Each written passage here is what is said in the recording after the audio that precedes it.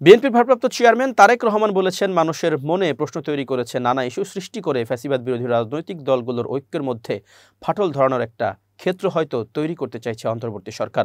পাশাপাশি স্বৈরাচার আওয়ামী লীগকে পুনর্বাসনের চেষ্টা করছে।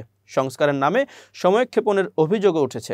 এ সময় তিনি সাবেক রাষ্ট্রপতি আব্দুল হামিদ বিমানবন্দর দিয়ে দেশ ছাড়ার প্রসঙ্গেও কথা বলেছেন। তিনি বলেন, একজন সাবেক রাষ্ট্রপতি আব্দুল হামিদ বিমানবন্দর দিয়ে দেশ ছেড়েছেন, আর সরকারের পক্ষ থেকে বলা হচ্ছে সরকার নাকি তার দেশ ত্যাগের বিষয়ে কিছুই জানে না। এছাড়া সম্প্রতি কিছু কর্মকাণ্ডে অন্তর্বর্তী সরকার ঠিকভাবে দায়িত্ব পালন করছে কিনা তা নিয়ে জনগণের মধ্যে সংশয় তৈরি হয়েছে বলে মন্তব্য করেন তারেক রহমান। শুক্রবার বিকালে রাজধানীর ফার্মগেট খামারবাড়ি বার্ক মিলনায়তনে ইস্টার পুনর্মিলনী ও শুভেচ্ছা বিনিময় অনুষ্ঠানে তারেক রহমান এসব কথা বলেন। অনুষ্ঠানের আয়োজন করে বাংলাদেশ খ্রিস্টান ফোরাম। এ সময় গুম হওয়া বিএনপি নেতা সাজিদুল ইসলাম সুমনের বাসায় পুলিশি অভিযান ও সাবেক রাষ্ট্রপতি আব্দুল হামিদ বিমানবন্দর দিয়ে দেশ ছাড়ার প্রসঙ্গে কথা বলেন তারেক রহমান। তিনি বলেন, 2013 সালের ডিসেম্বর মাসে তৎকালীন র্যাব সদস্যরা ঢাকা মহানগর বিএনপির নেতা সাজিদুল ইসলাম সুমনকে গুম করে। আজ পর্যন্ত তার হদিস মেলেনি। স্বৈরাচারের শাসনকালে শুধু একজন সুমন নয়, সারা বাংলাদেশে এমন অসংখ্য সুমনদেরকে গুম, খুন, অপহরণ করা হয়েছিল।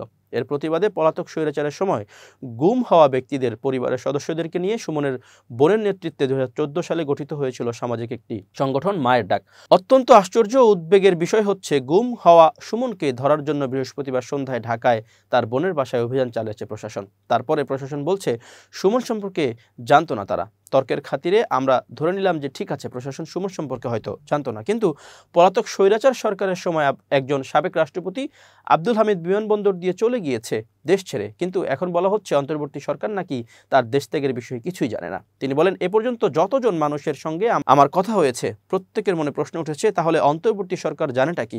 সঙ্গে এও অভিযোগ উঠেছে, সংস্কারের নামে সময়ক্ষেপণ করে সরকার একদিকে হয়তো বা পলাতক স্বৈরাচার এবং তাদের দোসরদের নিরাপদে দেশ ত্যাগে সুযোগ করে দিচ্ছে, অপরদিকে অত্যন্ত সুকৌশলে নানা ইস্যু সৃষ্টি করে স্বৈরাচার বা ফ্যাসিবাদ বিরোধী যে রাজনৈতিক দলগুলো আমরা যারা মাঠে ছিলাম তাদের ঐক্যের মধ্যে ফাটল ধরানোর একটা ক্ষেত্র হয়তো তৈরি করতে চাইছে। পলাতক স্বৈরাচারদের সহযোগীদের পুনর্বাসনের ক্ষেত্রেও হয়তো তৈরি করতে চাইছে।